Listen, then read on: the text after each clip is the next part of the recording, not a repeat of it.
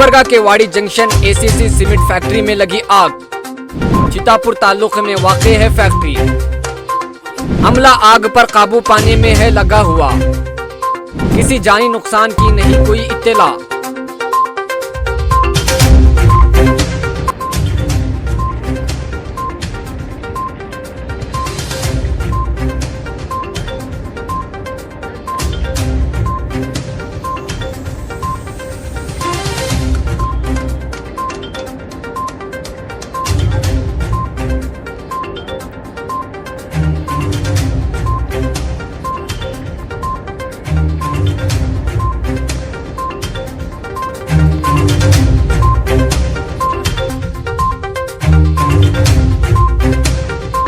गुलबर्गा के वाड़ी junction ACC cement factory में लगी आग। चितापुर तालुके में वाक़े है फैक्ट्री।